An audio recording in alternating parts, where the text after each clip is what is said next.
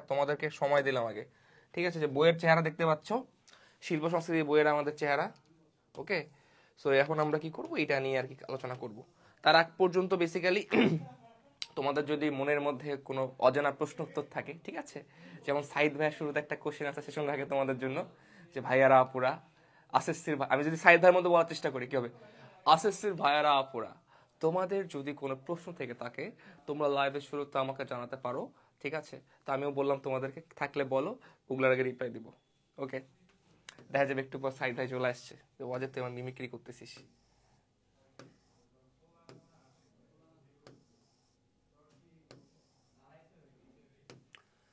ওকে, প্রসঙ্গ কথা এগুলো লাগবে না আমাদের। মাত্র 3টা চ্যাপ্টার, আমি মানে আমার তো মনে হয় তোমাদের বেসিক্যালি খুশি হওয়া উচিত যে একটা বইয়ে মাত্র 3টা চ্যাপ্টার কেমন থাকতে পারে, ঠিক আছে? So it really doesn't matter কি আছে না আছে, এই আর কি। ছোট্ট 3টা চ্যাপ্টার পড়বা, শেষ করে ফেলবা, এই আর কি, এখান থেকে শুরু। এই তো নাফিস আহমেদ মৃধা চলে আসছে। ভাইয়া তোমারও আছে, ল্যাপটপটা নষ্ট হয়ে গেছে, ল্যাপটপটা ঠিক করো ভাইয়া, নালে নালে সাইদ ভাইয়ের কাছে নিয়ে যাও, ভাইয়া ঠিক করে দেবে। শরীফ হাসান অ্যাক্টিংটা জোস হয়েছে। হ্যাঁ ভাইয়া, তোমাদের শিল্প সংস্কৃতি বই পড়ে শিখছি।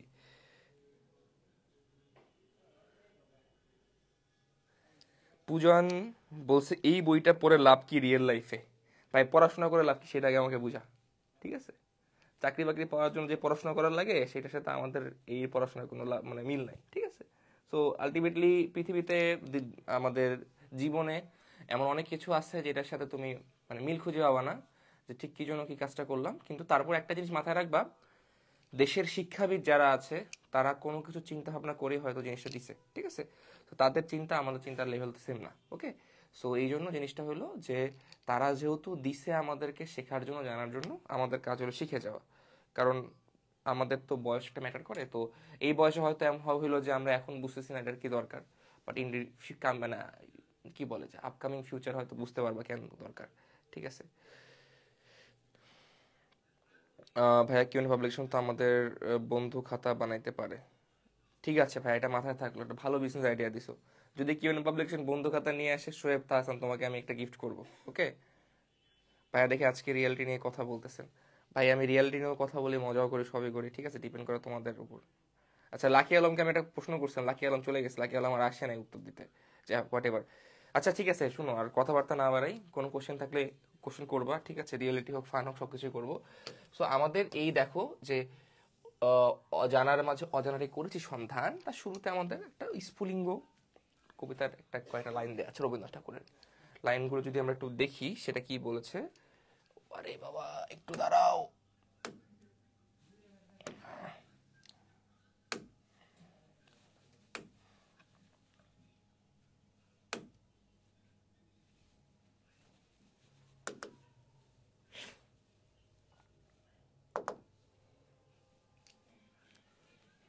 আমি একটু নোটটা ওপেন করে নিই, ঠিক আছে? তারপর শুরু করতেছি ক্লাস।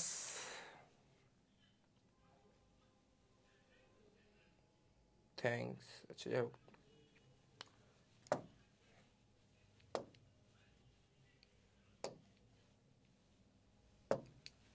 ওকে, তো এখানে আমরা দেখতে পাচ্ছি, দেখো যে কি বলছে, যে বহুদিন ধরে বহু ক্রোশ দূরে। সো বহুদিন ধরে মানে কি অনেক দিন ধরে, বহু ব্যয় করি বহু দেশ ঘুরে, দেখতে গিয়েছি পর্বতমালা, দেখিতে গিয়েছি সিন্ধু, দেখা হয় নাই চক্ষু মেলিয়া, ঘরতে শুধু দুই পা ফেলিয়া, একটি ধানের শীষের উপরে একটি শীষের বিন্দু। ঠিক আছে, অতি চমৎকার একটা কবিতা। যদি আমরা এই কবিতাটার ভাবার্থ বুঝতে চাই তাহলে আমরা বুঝতে পারবো যে এখানে রবীন্দ্রনাথ ঠাকুরের অনেক চমৎকার চিন্তা ভাবনা এখানে ফুটে উঠছে। যেমন শুরুর যদি আমি 4টা লাইন নিয়ে কথা বলি, শুরু 4টা লাইনে যদি তোমরা একটু ফোকাস করো, কি বলছে, বহুদিন ধরে বহু ক্রোশ দূরে, মানে কি অনেক দিন ধরে, বহু ক্রোশ দূরে মানে অনেক অনেক অনেক দূরে, ঠিক আছে? আমাদের শহর থেকে, দেশ থেকে অনেক দূরে।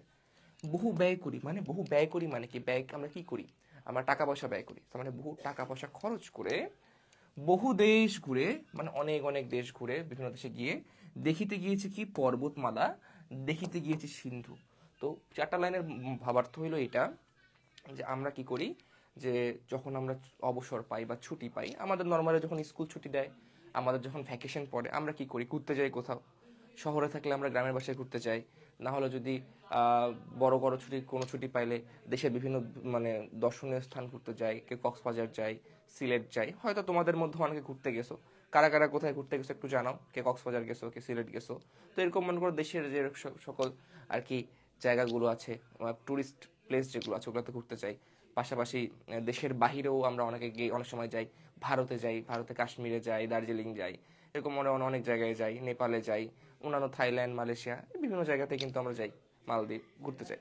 তো এখানে কি বলছে যে অনেক দিন ধরে অনেক অনেক দূরে অনেক টাকা খরচ করে অনেক দেশ ঘুরে তিনি ঘুরতে গিয়েছেন। ঘুরতে গিয়ে কি করেছেন? পর্বত দেখেছেন, সিন্ধু দেখেছেন, ঠিক আছে, মানে সেগুলোর সৌন্দর্য তিনি উপভোগ করতে চেয়েছেন। কিন্তু দেখা হয় নাই চক্ষু মেলিয়া, কিন্তু তার দেখা হয়নি চক্ষু মেলিয়া। কি দেখা হয়নি? চোখ মেলে ঘর হতে শুধু 2 পা ফেলিয়া একটি ধানের শীষের উপরে একটি শিশির বিন্দু। কিন্তু বাসার আশেপাশে যে প্রকৃতির মধ্যে যে সৌন্দর্য যেগুলো লুকিয়ে আছে, সেই জিনিসগুলো তিনি কবি এখানে উপলব্ধি করতে পারেনি। তো কবির এখানে কথা ভাবার তো হইল যে আমার যেমন এই কবিতার আমাদের এই মানে বইয়ের আর কি বেসিক্যালি দেখো মেইন জিনিসটাকে জানার মাঝে অজানারে করছি সন্ধান। মানে আমাদের আশেপাশে যে সকল জানা জিনিসগুলো আছে, আমাদের প্রকৃতির, পরিবেশের, আমাদের সমাজের যেই জিনিসগুলো আছে যেগুলো আমাদের অতি পরিচিত, কিন্তু সেগুলোতে আমরা দৈনন্দিন অভ্যস্ততায় এমনভাবে আমরা সেগুলোর মধ্যে মিশে গেছি, কখনো আমাদের সময় হয়নি আলাদা করে সেই জিনিসগুলোর প্রতি নজর দেওয়ার। পয়েন্টটা বুঝতে পারছো? অর্থাৎ সেগুলোকে আমরা কোনো বিস্ময়ের চোখে দেখি না, সেগুলোকে আমরা কোনো নতুনত্বের চোখে দেখি না, সেগুলোর দিকে আমরা কোনো সৌন্দর্যের চোখে দেখি না। এবং এই জিনিসটাই এখানে স্ফুলিঙ্গ কবিতায় রবীন্দ্রনাথ ঠাকুর বোঝাতে চেয়েছেন, যে আমরা হয়তো আমাদের আশেপাশে আমাদের যে জিনিসগুলো আছে এগুলোকে আমরা দেখতে পাই না, কিন্তু অথচ আমরা অনেক টাকা পয়সা খরচ করে প্রকৃতির সৌন্দর্য উপভোগ করার জন্য আমরা দেশের বিদেশে ঘুরি, বিভিন্ন জায়গায় যাই, কিন্তু বাড়ির আশেপাশে যে এই যে সুন্দর সুন্দর মোমেন্টসগুলো আছে সেগুলো সম্পর্কে আমরা কোনো প্রকার ধারণা রাখি না। যেমন এটা কোথায় হইতে পারে? এটা যেমন আমাদের এখানে বলেছে যে একটি ধানের শীষের উপরে একটি শিশির বিন্দু। অর্থাৎ শীতকাল তো কিছুদিন আগে চলে গেল, এই শীতের সকালে যখন শিশির বিন্দু জমায় ঘাসের উপর বা ধানের শীষের উপর, তারপর যখন তার উপর সূর্যের বাঁকা রোদ আসে পড়ে, প্রথম যে রোদটা সকালে যে মিষ্টি রোদটা আসে পড়ে, তখন যে ওইটার যে সৌন্দর্যটা, তখন দেখতে যেরকম একটা মোহময়তা কাজ করে, সেই জিনিসটার কিন্তু সৌন্দর্য অন্যরকম। তোমরা যারা গ্রামে গিয়েছো, বা তোমাদের যারা বাসায় যদি কারো গ্রামে হয়ে থাকে, বা তোমাদের যারা দাদু বাসা নানু বাসায় গিয়েছো, সেখানে তোমাদের যদি কারো ধান ক্ষেত ভ্রমণ করার অভিজ্ঞতা থাকে, ধান ক্ষেতে যদি তোমরা কখনো গিয়ে থাকো, তোমরা দেখবে যে শীতকালে যে ধান খেতে, ইরি ধান নর্মালি এখানে এই সময় হয়, তখন যে পাকা ধানের উপর যখন এই যে শিশির বিন্দু জমে থাকে, বা যখন ঘাসে হাঁটবা, তোমরা তো ঘাসে হাঁটা ভুলে গেছো, তো ঘাসে যখন হাঁটবা তখন দেখবা যে পা কি সুন্দর ভিজায় যায়। খালি পায়ে একবার ঘাসে হাঁটে দেখবা এই শীতকালে সকালে, ঠিক আছে, দেখবা যে তোমার পা অটোমেটিকলি ভিজে গেছে শিশির বিন্দু দিয়ে। সো এই জিনিসটার কথাই কিন্তু এখানে বলা হয়েছে, যে এই যে ছোট ছোট সৌন্দর্য, এই জিনিসগুলো আমরা উপলব্ধি করতে পারি না, ঠিক আছে। এটাই আর কি হলো এটার মেইন পয়েন্ট এখানে বলার। ওকে, আচ্ছা, তোমাদের কিছু কমেন্ট দেখে আমরা তারপর নেক্সট নিচের দিকেও চলে যাই, যে পরবর্তীতে আমরা কি বলছি, ঠিক আছে। এখন এই জিনিসটা এখানে ব্যাখ্যা করে বলছে। ওকে, আচ্ছা, আমার একটা ফোন কল আসতেছে, আমি একটু একটু একটু তোমাদের থেকে বিদায় নিচ্ছি। তোমরা একটু প্রবলেম থাকলে জানাও আমাকে কমেন্ট করে।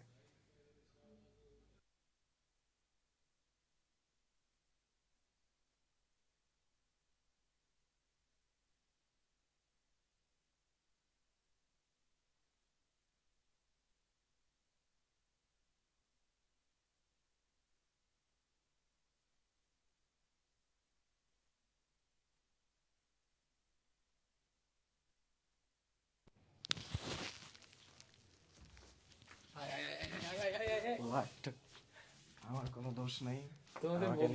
তোমাদেরকে গান শোনা মুগ্ধ শুরু না, আমাকে আর অ্যাকচুয়ালি হৃদয় বললো যে ও ছ্যাঁকা খাইছে, তাই ওকে দুই একটা লাইন শোনাতে আর কি। শুরু কর। ওকে ওকে আমি কিছু আমরা দুজন একসাথে শুরু ওকে করি। ওকে ওকে 3 2 1 গো। ওকে। তুমি সাইকেল চালানো শিখবে তাই আমি আজও সাইকেলে ঘুরে বেড়াই, তবু ছলনায় তোমার ছোঁয়া মেলে না। তারপরে কি? তুমি আমি আজও মনে হারিয়ে যাই তাই। তারপরে কি? মজাদার, মজাদার, জয়েন কর। তুই লিরিক্স পারস না তাহলে রাজীব লিরিক্স পারি না, তাহলে রাজীব আলী কেন? তোর জন্যই তো তুই আসলাম। পারস? আচ্ছা মজার চলে আচ্ছা, আসছে। আমরা ওরা কন্টিনিউ হারানো বাদ দিয়ে বস্তুগত আমরা সংস্কৃতিতে ফিরে যাই। বলো, ক্লাস করো। আমরা আবার নেক্সট পেনিক দিব। ভাই ছেলে ছেলে যে এই, পোলাপান, তোমরা যদি লাইভ দেখে থাকো, ঠিক আছে, মানে আমি একটা ফোন কল রিসিভ করার জন্য বাইরে গেলাম, তো তোমরা দেখতে পারবা যে মানে এটা আসলে কি বলবো, এটার বিচার তোমাদের কাছে দিলাম। সাইদ ভাই কি করলো? যাক সাইদ ভাই, আপনাকে অনেক কিছু বলা যায় কিন্তু কিছু বললাম না। না ভাই, আপনাদেরকে গে বানাইনি ভাই।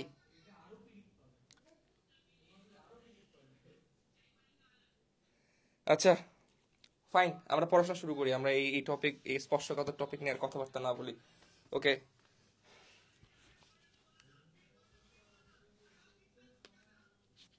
বা তোমাদের মুগ্ধ ভাই কিন্তু ভালো গান গাইতে পারে, ঠিক আছে? ভাইয়া যদি কখনো ক্লাস নেওয়ার সুযোগ হয় গান গাইতে বলবো, ওকে ফাইন। সো নেক্সটে দেখো, আমি হিরো আলমকে দেখি না, আমি সাইদ ভাইকে দেখেছি। নাইস। এই এই এই সাইদ ভাই, পোলাপান কমেন্ট করছে আমি হিরো আলমকে দেখিনি, আমি সাইদ ভাইকে দেখেছি। পোলাপান কমেন্ট করছে।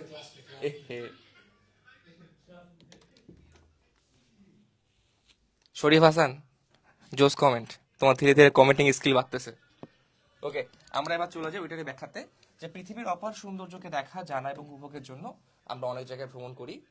নতুনকে জানা আমাদের সারা জীবনের প্রত্যাশা। নতুন নতুন দেশ, অঞ্চলের প্রাকৃতিক বৈচিত্র্য, মানুষের জীবনযাত্রা। এ ভাই কি করেন? কমেন্ট আপনি, আচ্ছা গ্রুপে নাই, আচ্ছা সমস্যা নেই।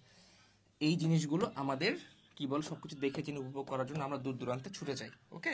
আচ্ছা, তো প্রকৃতি ও পরিবেশকে জানার এই ব্যাকুলতার মধ্যে আমাদের চারপাশের জিনিসগুলোর দিকে অনেক সময় দৃষ্টি দেওয়া হয় না, থেকে যায় অজানা, ঠিক আছে?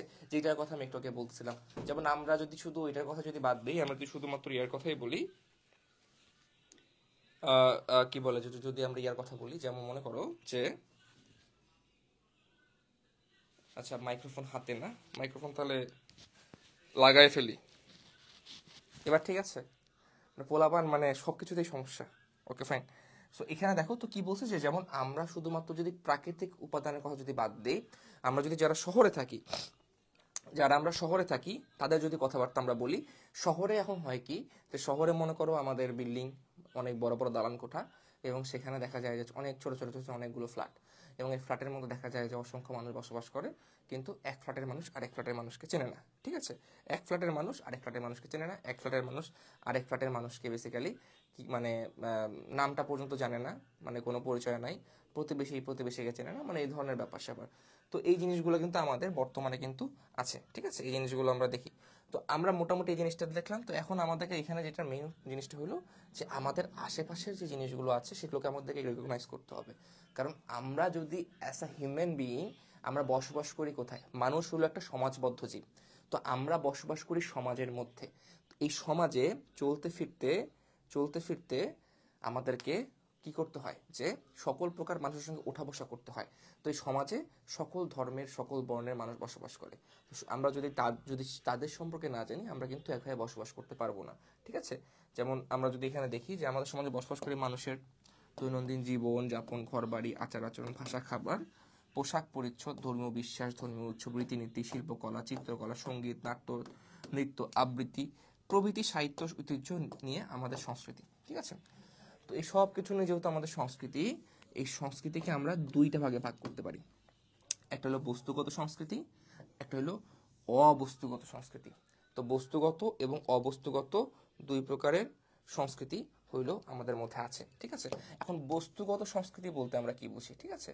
এখন বস্তুগত সংস্কৃতি বলতে বোঝায় আমরা আমাদের দৈনন্দিন জীবনযাপনের জন্য যে সকল ম্যাটেরিয়ালিস্টিক জিনিস ব্যবহার করি, যেগুলোকে ধরা ছোঁয়া যায়, ঠিক আছে? ব্যবহৃত সকল বস্তুগত উপাদান, ঠিক আছে? সেগুলো হলো কি, আমরা যেটা দেখতে পাই, ধরতে পাই, ছুঁতে পাই, সেটা হলো বস্তুগত উপাদান। সেটা যেমন যে বস্তু সংস্কৃতি, যেমন ঘরবাড়ি, আসবাব, পোশাক, তৈজসপত্র, হাতিয়ার, এই যা কিছু এগুলো দেখতে পাই, ছুঁতে পাই, মানে জিনিসগুলো সলিড, সহজ কথায়। ওকে, আর অবস্তুগত সংস্কৃতির মধ্যে তাহলে কি বোঝাচ্ছে ভাইয়া? অবস্তুগত সংস্কৃতির মধ্যে দেখো জিনিসটা বোঝাচ্ছে কি, যে আমাদের কি বলে দর্শন, ধর্ম, আমাদের ভাষা, জ্ঞান বিজ্ঞান, শিল্পকলার বিচিত্র আঙ্গিক, আদর্শ, মূল্যবোধ, রীতিনীতি, ধ্যান ধারণা, সাহিত্য, নীতিবোধ, আইন, প্রথা, অভ্যাস ইত্যাদি, এই জিনিসগুলো আমাদের অবস্তুগত সংস্কৃতির মধ্যে কি বলে অন্তর্ভুক্ত। ওকে, সো এই জিনিসগুলো কিন্তু আমরা কি করতে পারি, এটা আমাদের চিন্তাশীল জীবনযাপনের অংশ। কিসের অংশ? চিন্তাশীল জীবনযাপনের অংশ। আগের জিনিসগুলোর যেমন একটা বস্তুগুণ ছিল, ঠিক আছে, আগের জিনিসগুলো। আচ্ছা, তানজিম আলম কি বলছো যে রিপ মুগ্ধ ভাইয়ের এক্স? তো মুগ্ধ ভাইয়ের এক্স কে আমি জানি না, কিন্তু মুগ্ধ ভাইয়ের কারেন্ট হলো সাইদ ভাই, ঠিক আছে। তো সাইদ ভাইয়ের তোমরা গার্লফ্রেন্ড খুঁজতেছিল, সাইদ ভাইয়ের গার্লফ্রেন্ড, সাইদ ভাইয়ের বয়ফ্রেন্ড হলো মুগ্ধ ভাই। ওকে, তো এটা আর কি জানে রাখো। ওকে, তো এখানে দেখো যে চিন্তাশীল জীবনযাপনের অংশ।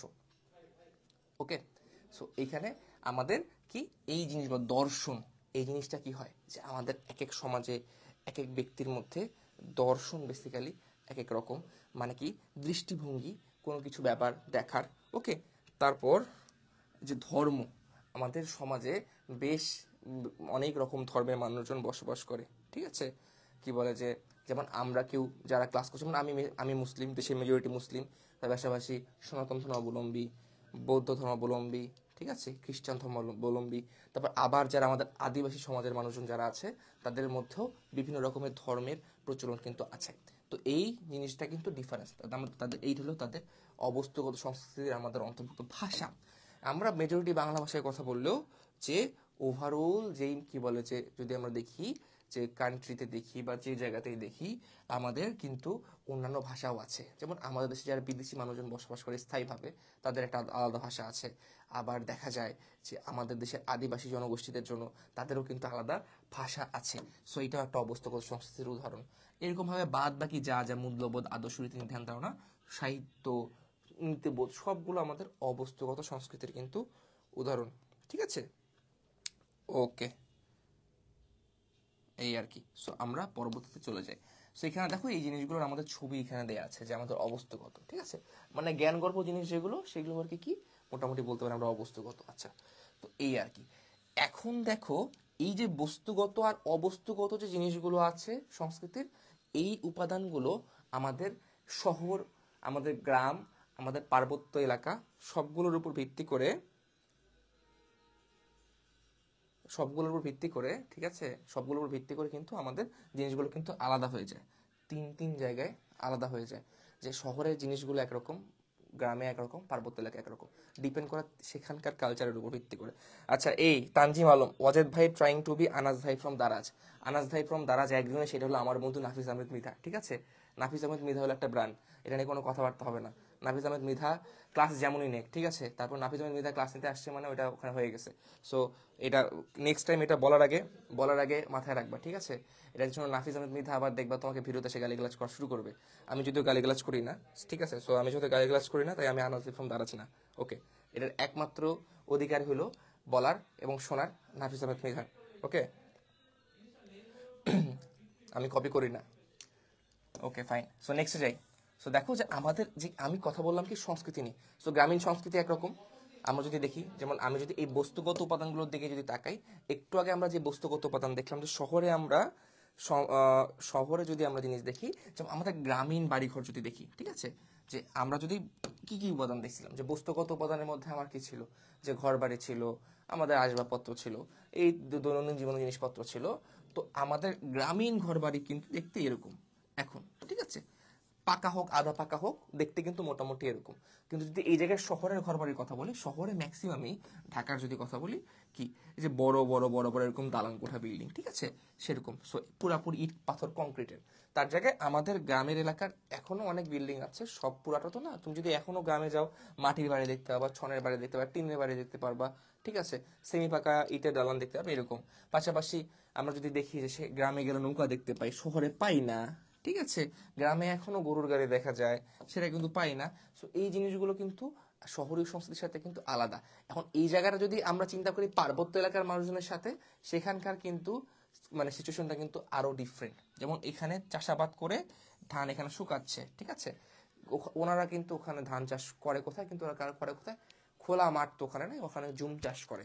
সো এই যে জিনিসগুলো আছে, এই জিনিসগুলো কিন্তু আমাদের আলাদা আলাদা বিভিন্ন জায়গায়, ঠিক আছে। এবার যদি নগর সংস্কৃতি দেখি আমরা, এই যে আমরা নগর সংস্কৃতির বিভিন্ন উপাদান দেখলাম, ওখানে বাড়িঘর ছিল কিরকম, এখানকার বাড়িঘর দেখো, ঠিক আছে, অফিস দেখো, ওখানকার যানবাহন ছিল কি, ঠিক আছে, এখানে দেখো যানবাহন কি, বাস, রিক্সা, সিএনজি, ঠিক আছে।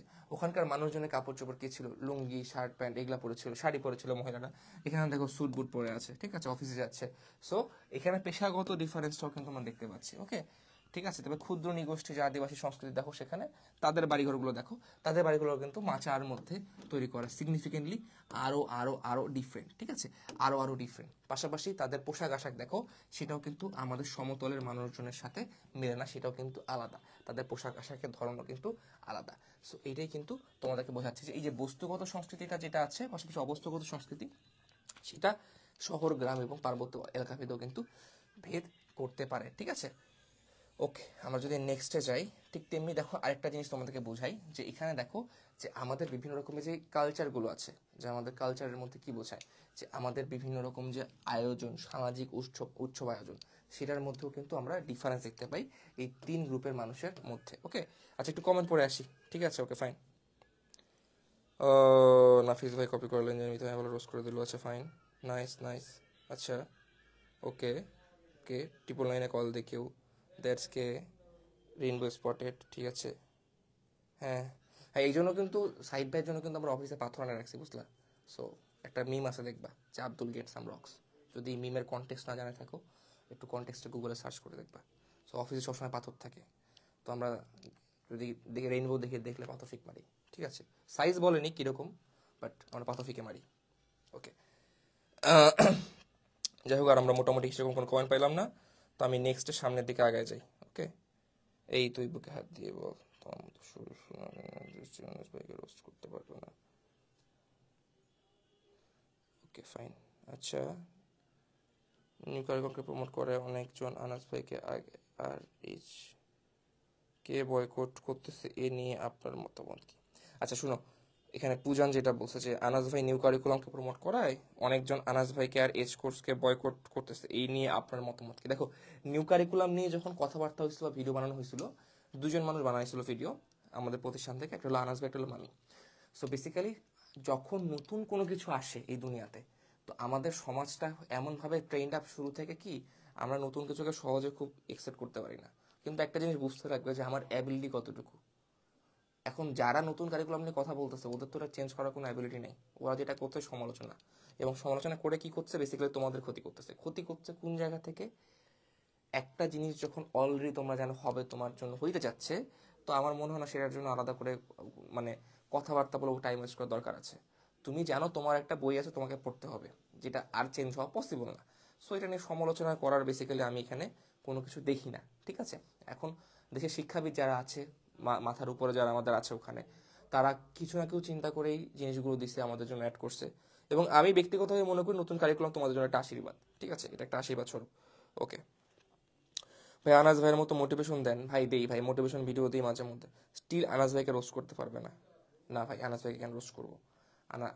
আনাস ভাইকে রোস্ট করা যাবে না, ঠিক আছে, আনাস ভাইকে রোস্ট করা যাবে না, never never never never roast Anas ভাই। পীর ইজ পীর, আমিও পীরের মুরিদ, ঠিক আছে। সো পীরের মুরিদ আমিও, সো পীরকে রোস্ট করা যাবে না, কেউ অফেন্ড ফিল করবো না, ওকে।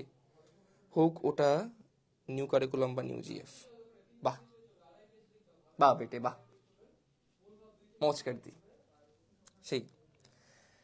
হ্যাঁ, যাই হোক, পোলাপান কি লেভেলে যে ফ্রাস্ট্রেটেড, কমেন্ট সেকশন দেখলে বোঝা যায়, ঠিক আছে। জিএফ জিএফ করতে করতে মাথা খারাপ করে দিল, ওকে। দেখো, তো দলীয় পরিবেশন প্রদর্শনের জন্য শিল্প কর্মসূচির জন্য তথ্য প্রদর্শন করতে লাগবে। দেখো এই জিনিসটা মোটামুটি আমরা দেখবো। সো আমাদের এখানে যেটা বলছিলাম, দেখো যে এখানে বেশ কিছু, দেখো যে আমরা এবার যদি ধর্মীয় ভিত্তিতে দেখি জিনিসগুলো, তো ঈদ উল ফিতর কি? ঈদ উল ফিতর হলো আমাদের মুসলিম যারা আছে তাদের হলো কি,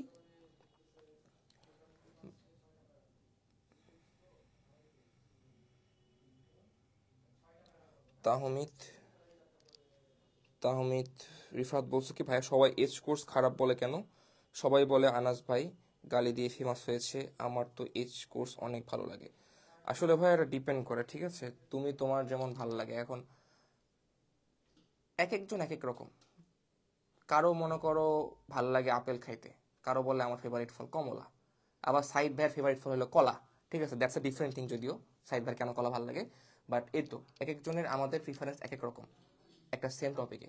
ফলের মধ্যে যদি এত রিফারেন্স দেখো বা খাবারের মধ্যে দেখো, কারো বিরিয়ানি ভালো লাগে, কারো সাদা ভাত ডাল ভালো লাগে। সো এরকম খাবারের মধ্যে যে রিফারেন্স দেখো, ঠিক তেমনি এখানেও পার্সোনাল প্রিফারেন্স, কারো এই প্ল্যাটফর্মের ক্লাস ভালো লাগে, কারো এটা এটা এটা নিয়ে অফেন খেলে চলবে না, ঠিক আছে? ওকে, ঠিক আছে ভাই। সবাই এজ কোর্স খারাপ বলেছে, আমি তো রিপ্লাই দিচ্ছি। আনাস ভাই অফিসে থাকলে কি সাইদ আর মুগ্ধ ভাই থাকতে পারতো? ও রিসেন্টলি আর কি আনাস ভাই অফিসে কারেন্টলি মানে এই মোমেন্টে না, এই জন্য দেখলা যে ঘাড়ে ঘাড়ে হাত দিয়ে আসতে পারছে, তাছাড়া কিন্তু আসতে পারতো না। আমরা কিন্তু পাথর নিক্ষেপ করতাম, তো পাথর রেডি করা হচ্ছে ব্যাকগ্রাউন্ডে, একটু পর নিক্ষেপ করা শুরু হবে দেয়ালের মধ্যে বাঁধে, ঠিক আছে? তো তোমরা বেসিক্যালি চিন্তা করিও না, এই আর কি। আর সাইদ ভাই যে কবার লাইভ নিতে আসবে কমেন্টটা করতে ভুলবা না, ঠিক আছে? যে সাইদ ভাই কলা খান ফেভারিট। ওকে ওকে। কি ফোন ভাইয়া আপনার? আমার কি ফোন? হাতে যেটা আছে সেটা আমার আগের ফোন, অ্যান্ড্রয়েড ফোন। আর আরেকটা যেটা 15 Pro Max, ওটা রাখা আছে সামনে। সো হোয়াট এভার, দেখো যে এই তো মুসলিমদের জন্য ঈদ উল ফিতর, আমরা যারা সনাতন ধর্মাবলম্বী যারা আছে আমাদের, তাদের জন্য কি দুর্গাপূজা। তারপর আবার দেখো বৌদ্ধদের জন্য বৌদ্ধ পূর্ণিমা, ঠিক আছে? তারপর দেখো বড়দিন হলো খ্রিস্টান যারা আছে তাদের জন্য। সো এরকম দেখো যে বেশ কিছু জিনিসপত্র আমরা দেখতে পাই যে চেঞ্জ হয়। তারা সেটা কি ধর্মীয় ভিত্তিতে, ঠিক আছে, ধর্মীয় ভিত্তিতে, সেটা আবার হইতে পারে কিরকম ভিত্তিতে, সংস্কৃতির ভিত্তিতে। সো সব কিছু মিলে আর কি আমাদের কিন্তু দেখি যে এই জিনিসগুলো কিন্তু হয়। পাশাপাশি সামাজিক রীতিনীতি পালনেও কিন্তু আমরা দেখি বেশ কিছু পরিবর্তন এখানে আমরা দেখতে পাই। যেমন আমরা যেটা অলরেডি বলছি যে 3টা শ্রেণীবিভাগ আমরা করছি, শহর গ্রাম আর কি বলে আমাদের কি বলে যে পার্বত্য এলাকা। সেখানে যেটা আমরা দেখছি যে 3 ক্যাটাগরি। সেখানে আমাদের সামাজিক রীতিনীতি যে অনুষ্ঠানগুলো আছে সেখানেও কিন্তু আমাদের কি বলে যে উৎসবগুলো কিন্তু আলাদা আলাদা হয়। যেমন আমাদের গ্রামীণ এলাকায় যে এরকম হয়, এখন দেখো একটা উৎসব দেখো যে শহরে বর্ষবিদায় এবং বর্ষবরণ অনুষ্ঠানে একটা ছবি দেখতে পাচ্ছি এখানে আমরা। সেখানে তোমরা দেখো এখানে আমরা কি দেখতে পাচ্ছি, ঠিক আছে?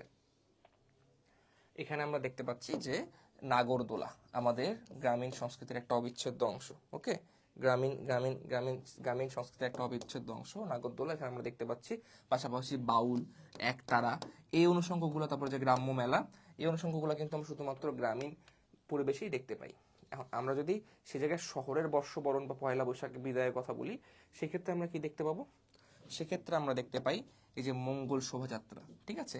মঙ্গল শোভাযাত্রা, ঢাক ঢোল, এটা নিয়ে আয়োজন, এই যে এক একজনের এক এক রকম রং বেরঙের পোশাক পরা, এই জিনিসগুলো কিন্তু আমরা তখন সেখানে আমরা কিন্তু দেখতে পাই, ঠিক আছে? সো এই জিনিসগুলো কিন্তু ডিপেন্ড করে।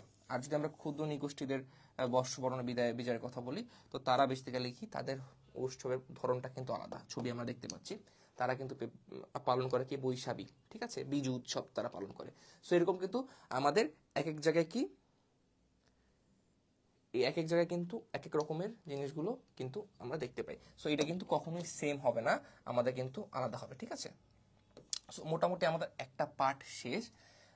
এখানে আমরা দেখো যে একটা কাজ দিচ্ছে, সেই কাজটা নিয়ে আমরা আলোচনা করবো। তার আগে তোমাদের একটু কমেন্ট সেকশন দিয়ে ঘুরে আসি, ঠিক আছে? ভাই ওয়াকার দেখা দিই 15 Pro Max, হ্যাঁ সমস্যা কোথায়? কিনে ফেলছি, পছন্দ হয়েছে কিনে ফেলছি, তাতে কার কি?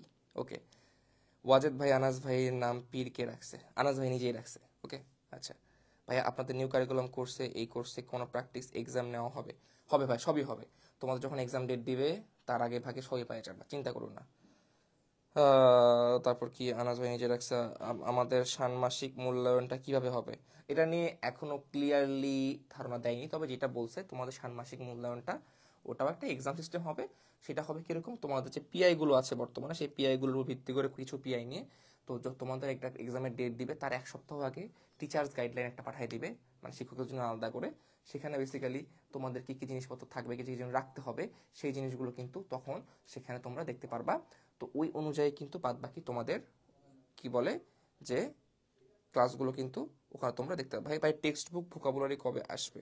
এটা খুব শীঘ্রই কাজ চলতেছে, এটা নিয়ে আমরা কি বলে যে পরে আর কি আলাপ করব। ওকে, আচ্ছা এবার দেখো নেক্সটে যে আমাদের কি বলছি, এই পাঠে যেভাবে আমরা কাজের অভিজ্ঞতাগুলো কাজে লাগাবো। সো আমাদের কাজটা কি বলছে যে নিজের এলাকার সংস্কৃতি সম্পর্কে আমরা যেভাবে জানবো। সো আমরা এখন ডিপেন্ডিং অন শহরে থাকি, গ্রামে থাকি বা পার্বত্য এলাকায় থাকি, আমাদের কি করতে হবে যে সেই আশেপাশের এলাকার জিনিসগুলো নিয়ে আমাকে জানতে হবে। তারপর কি বলছে যে নিজের এলাকার সংস্কৃতির বস্তুগত অবস্তুগত উপাদানের তথ্য উপাদ্য আমরা যখন জানবো, এর মাধ্যমে নিজেদের স্থানীয় সংস্কৃতি সম্পর্কে একটা গভীর ধারণা পাবো। ঠিক আছে, তারপর যে নিজের অঞ্চলের বাইরে যে দুইটি সাংস্কৃতিক ধরন রয়েছে সে সম্পর্কে আমরা নিজেদের বিভিন্ন উৎসব যেমন বই, পত্রিকা, ম্যাগাজিন, সংবাদ, প্রামাণ্যচিত্র, ছবি, ভিডিও ইত্যাদির মাধ্যমে তথ্য সংগ্রহ করব। ঠিক আছে, ওকে, ঠিক আছে, ওকে। সেই জিনিস এই তো শোয়েব হাসান, তুই একটা ভালো কথা বলছিস। ঠিক আছে, হ্যাঁ, পোলা বই খুলে দেখে নাই। পোলা যদি বই খুলে দেখতো তাহলে বেসিক্যালি এটা কিন্তু বলে দিতে পারতো। প্রত্যেকটা ইউনিটের শেষে আলাদা করে নিচেই দেওয়া আছে ওটা গুরুত্বপূর্ণ ভোকাবুলারিগুলো কি কি মার্ক করে দেওয়া আছে, আবার শেষে আলাদা করে বইয়ের মধ্যে দেওয়া আছে। ঠিক আছে, আমি ক্লাসে কিন্তু করায়ও দিছি। তো পোলাপান ক্লাস দেখে না, কিছু করে না, কিন্তু লাইভ ক্লাসে এসে কমেন্ট করে। ঠিক আছে, এটি ফ্যান্টাসি, আজব রকমের ফ্যান্টাসি। ওকে ভাইয়া, পুরাতন বইগুলো কি নিউ কারিকুলামের জন্য দরকার হবে? না ভাইয়া, দরকার হবে না ভাইয়া। আচ্ছা, আমরা দেখো, সো আমাদের কি বলছে যে আমরা যে কোনো একটার মধ্যে ইনক্লুড হতে পারবো, আইদার শহর বা গ্রাম বা পার্বত্য এলাকা, ডিপেন্ডিং অন আমরা কোথায় বাস করতেছি।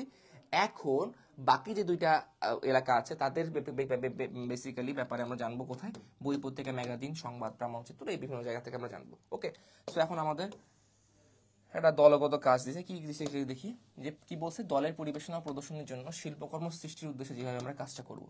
সো প্রথমে কি করতে বলছে এখানে দেখো, প্রথমে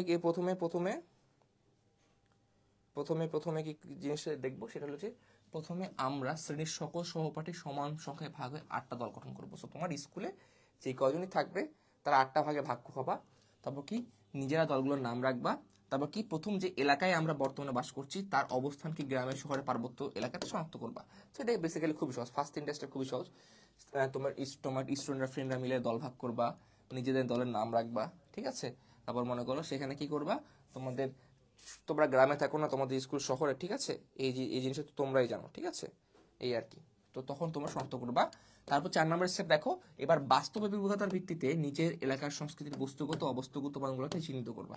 সো আমি তখন তোমাকে বুঝালাম যে বস্তুগত অবস্তুগত উপাদানগুলো কি কি, সেগুলোকেই তোমরা শনাক্ত করবা, করে বেসিক্যালি কি করবা, যে সেখানে উপস্থাপন করবা, লিখে রাখবা তোমাদের মধ্যে। তারপর নিজের অঞ্চলটি যদি গ্রামে হয় তবে তার সম্পর্কে সরাসরি তথ্য সংগ্রহ করবা। ঠিক আছে, গ্রামে হলে কি সরাসরি তথ্য সংগ্রহ, যদি বাকি সংস্কৃতি যেমন শহর হয়, ক্ষুদ্র নিগোষ্ঠী সংস্কৃতি হওয়ার সম্পর্কে বিভিন্ন বই এগুলা সংগ্রহ করবা। এখন এটা কিন্তু উল্টা। ঠিক আছে, তাহলে কি, যদি তোমার এখন যদি গ্রাম নয়, তোমার যদি শহরে হয়, তো শহরে হলে তুমি যদি শহরে থাকো তুমি তোমারটা সরাসরি সংগ্রহ করবা। তুমি যদি পার্বত্য এলাকায় থাকো তো তুমি তোমার নিজেরটা সংগ্রহ করবা। আর বাকি যে দুইটা থাকবে তার বাইরে আইদার শহর, আইদার গ্রাম বা আইদার কেবল পার্বত্য এলাকার মানুষের ব্যাপার স্যাপার, সেগুলো কি করবা, এই তো বই, পত্রিকা, ম্যাগাজিন, আর সব থেকে কথা হাতে তো ফোন আছে, ফোন দিয়ে ইন্টারনেট থেকে আর কি এটা আর কি তোমরা জানতে পারবা। ঠিক আছে, এই আর কি।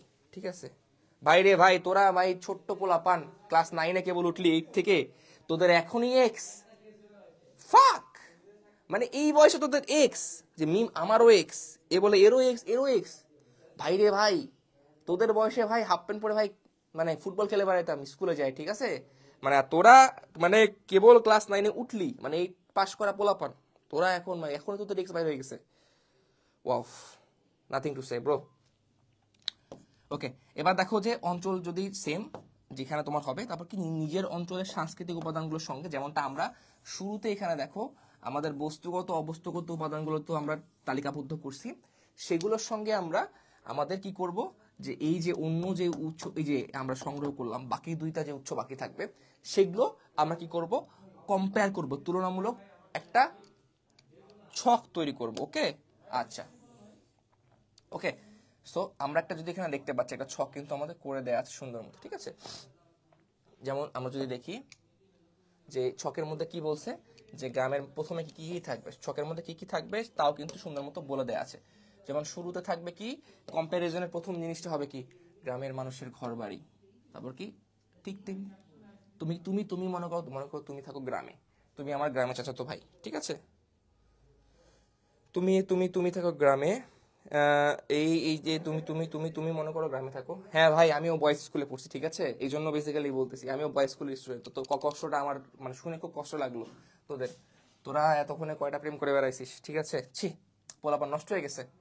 যা, তোদেরকে আর ক্লাস করাবো না, আমার ক্লাসে তোরা আসিস না। যাদের আগে আগে এক্স আছে বা যারা ডাবল পোলা, তারা তারা ক্লাস করতে আসবি না, আমার ক্লাস লাইভ ক্লাস করবি না। ঠিক আছে, আচ্ছা এখানে দেখ সবাই, এই যে আমার যদি গ্রামে বাসা হয়, গ্রামের সংস্কৃতিতে থাকে, তো আমাকে কি বের করতে লাগবে, আমার গ্রামের ঘরবাড়ি কিরকম, আমার মানুষের খাবার দাবার কিরকম, পোশাক আশাক কিরকম, আমার মানুষের ধর্মীয় বিশ্বাস কিরকম, আচার আচরণ কিরকম, ঠিক আছে। তারপর এখানে মানুষের করা চারু কলা, নাচ গান সব বিভিন্ন জিনিসপত্র, পরিবেশনা অনুষ্ঠান এগুলো কিরকম। ঠিক তেমনি নিজেরটা আমি আগে লিখবো এখানে, তারপর কি করব, আমি এখানে নগর সংস্কৃতি, ক্ষুদ্র সংস্কৃতি এদেরটা কালেক্ট করে এটার মধ্যে আমরা ডিফারেন্সিয়েট করব যে আমাদের মধ্যে পার্থক্যটা কোথায় বা পার্থক্যটা কত দূর, ঠিক আছে। ঠিক তেমনি আরো যদি কিছু আমরা এখানে কম্পেয়ারিং ফ্যাক্টর দেখি, সেখানে কি দেখো যে আয়োজিত বর্ষবিদায় বা বর্ষবরণ আয়োজন অনুষ্ঠান কিরকম, মানে আমাদের কি হয় ফাল্গুন মাসের যে লাস্ট দিন, ঠিক আছে, আমরা তো মানে সেটা আমরা তো পোলাপান আমরা কি করি, আমরা তো ফাল্গুন মাসের প্রথম দিন পালন করি, ঠিক আছে। চৈত্র সংক্রান্তির কথা আমরা বলছি, আমরা ভ্যালেন্টাইন্স ডে কথা বলতেছি না। তোমরা তো আবার মানে বসন্ত বরণ করে নাও, বর্ষবরণ সম্পর্কে জানো না। এখন যদি আমি বলতাম যে বর্ষবরণ না নিয়ে বসন্ত বরণ নিয়ে বলো, তো পোলাপান দেখবা যে এখানে প্যারাগ্রাফ লিখে রয়েছে একটা কমেন্ট সেকশনে, ঠিক আছে। এই আর কি, ঠিক আছে, এই আর কি। সো এখানে জিনিসটা দেখো যে আমাদের এই যে বর্ষ বিদায় আর বর্ষ বরণ অনুষ্ঠানের আয়োজন কিরকম সেটা যদি আমরা জানবো, তারপর সেটা শহরে কিরকম, গ্রামে কিরকম এবং পার্বত্য এলাকায় কিরকম এটা জানবো। তারপর নির্ধারিত গ্রামের উল্লেখযোগ্য মেলা বা উৎসব বিবরণ দিব, এবং সেটা শহর হলে কিরকম হইতো, পার্বত্য এলাকায় কেমন হতো। যদি জাতীয় দিবস যেগুলো আছে সেগুলো পালনের ধরন কিরকম, সেটা 15ই আগস্ট হতে পারে, 26শে মার্চ হতে পারে, 16 ডিসেম্বর হতে পারে, 14 ডিসেম্বর হতে পারে, 21 ফেব্রুয়ারি হতে পারে, ঠিক আছে। এই জিনিসগুলো কিভাবে উদযাপিত হয়, এই জিনিসগুলো আমাদেরকে নিয়ে বেসিক্যালি ওখানে করতে বলছে, ঠিক আছে। সো এই জিনিসটা পর্যন্তই মোটামুটি শুনো, যে আমাদের যেখানে যে বেসিক আলোচনাটা যেটা আছে সেটা আমাদের এখানে কিন্তু এই জায়গা পর্যন্ত কিন্তু আমরা আজকে দেখবো। Okay fine. সো তোমাদের কাজ হবে কি, ঠিক আছে, তোমাদের কাজ এইটার সলিউশন আমি নেক্সট ক্লাসে করাই দিব, ঠিক আছে। তোমাদের আজকে যেটা কাজ আমি দিব, তোমাদেরকে হোমওয়ার্ক দিব। তোমাদের হোমওয়ার্ক হলো এখানে যে তুমি কোন এলাকায় থাকো, ডিপেন্ডিং অন, কারণ তোমরা সবাই বেসিক্যালি আমাদের স্টুডেন্ট, ঠিক আছে, সবাই আমার এখানে স্টুডেন্ট। তো তোমরা এখানে কি বলে যে তোমরা এখানে যে কাজটা করবা, ওকে, সেই জিনিসটা হলো যে তোমরা কে কোন এলাকায় থাকো তার একটা বর্ণনা সহ গ্রুপের মধ্যে পোস্ট করবা। গ্রুপের মধ্যে হোমওয়ার্ক কি থাকবে, যে শিল্প সংস্কৃতির হোমওয়ার্ক হলো যে তোমার এলাকার বস্তুগত অবস্তুগত উপাদান একটা তালিকা তুমি আমাকে গ্রুপের মধ্যে লিখে পোস্ট করবা, ঠিক আছে। তারপর ওইটা নিয়ে আমরা বেসিক্যালি কম্পেয়ার করব। দেখো আমি হয়তোবা আমি তোমাদের সাথে সামনাসামনি তোমাদের শ্রেণীকক্ষে ক্লাস নিতে পারতেছি না, বা সেভাবে যেভাবে আলোচনা করা দরকার সেভাবে করতে পারতেছি না। তো আমরা চেষ্টা করবো যতটুকু আমরা ইন্টারেক্টিভ করতে পারি আমাদের ক্লাসগুলোকে। তার জন্য আমরা আমাদের ক্লাসের যে কাজগুলো যেটা নিয়ে তোমরা স্কুলে প্যারা খাবা, তার আগে আমরা বেসিক্যালি এখানে গ্রুপের মধ্যে সেই কাজগুলো তোমাদেরকে দিয়ে দিব। তোমরা হোমওয়ার্ক করে ফেললা, তারপর দেখবো স্কুলেও সেম হোমওয়ার্ক দিছে, সেটাই জাস্ট ওখানে গিয়ে দেখাই দিবা। বাট তার আগে তোমাদের একটা এখানে কি হয়ে গেল, একটা প্র্যাকটিস থেকে গেল, তোমাদের জিনিসগুলো ভুল হবে না। সো নেক্সট তোমাদের হোমওয়ার্ক থাকলো বা টাস্ক থাকলো কি, সেটা হলো যে তোমাদের নেক্সটের যে কি জিনিস, আমাদের ওভারঅল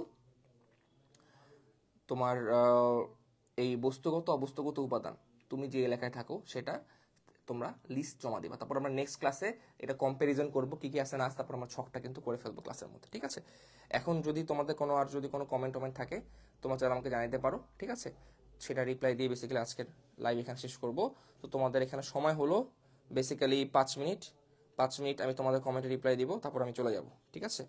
সো এই আর কি।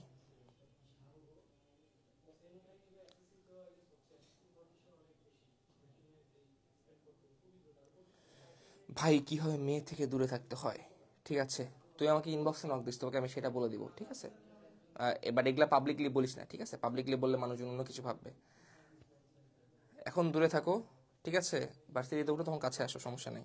আচ্ছা, রিলিজন ক্লাসে বলিও, ওয়াজ মাহফিলে বলা উচিত ছিল, উপস, ভুল হয়ে গেছে। Thank you for a nice class. ভাই কাদের ফ্রেন্ড রিকোয়েস্ট অ্যাকসেপ্ট করেন, কাদের ফ্রেন্ড রিকোয়েস্ট অ্যাকসেপ্ট করি, ঠিক আছে, ডিপেন্ড করে ভাই। আসলে আসলে সত্যি বলতে কি যে কাজের চাপে এত ব্যস্ত থাকি যে অনেক সময় দেখা হয় না, চেক করা হয় না। তোমরা বেসিক্যালি যারা স্টুডেন্ট আছো আমার, তোমরা বেসিক্যালি ফ্রেন্ড রিকোয়েস্ট দেওয়ার পর একটু মেসেজ দিও যে ভাইয়া আমি আপনাদের নিউ কারিকুলাম কোর্সে আছি, ফ্রেন্ড রিকোয়েস্ট অ্যাকসেপ্ট করেন, তাহলে আমি অ্যাকসেপ্ট করে ফেলবো, ঠিক আছে। কারণ অনেক সময় চেক করা হয় না, কারণ এত পোলাপেন এত জায়গায় ক্লাস নেওয়া হয়, তো মনে করো ওরা সবাই পাঠায়, তো মানে সবাইকে রেসপন্স করা পসিবল হয় না। অ্যাটলিস্ট তোমরা যারা আমাদের পেইড কোর্স স্টুডেন্ট আছো, তোমাদের যাতে আমরা রেসপন্স করতে পারি সেটা ইনশোর করবো। সো এটা আর কি করা যায়, ঠিক আছে। এই বলা শরীর তো সমস্যা আছে। বসন্ত কেমন চলছে একটু আগে বললাম আমার অবস্থা কি, তুই আমারে বসন্তের কথা জিগাইস, আমি বুঝতেছি না তুই কিভাবে জিগাইলি, ঠিক আছে। তো জিগানোর ইন্টেনশনে কিন্তু মানে খারাপ লাগতেছে আমার, ওকে। তাড়াতাড়ি শেষ করে দেন, ক্রাশকে মেসেজ দিব, ঠিক আছে। তোরা কেউ আটকায় রাখে নাই, ক্লাস না ভালো লাগলে চলে যাও, ঠিক আছে, সরি টু সেই, ওকে। আচ্ছা, সো মোটামুটি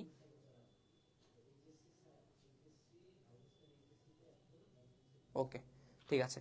সো মোটামুটি এগুলোই কমেন্ট ছিল। Thank you so much everyone. পরবর্তী ক্লাসে আবার দেখা হবে। সবাই ভালো মতো পড়াশোনা করো, থাকো, আর হোমওয়ার্ক দিলাম সেটা করতে থাকো। আসসালামু আলাইকুম।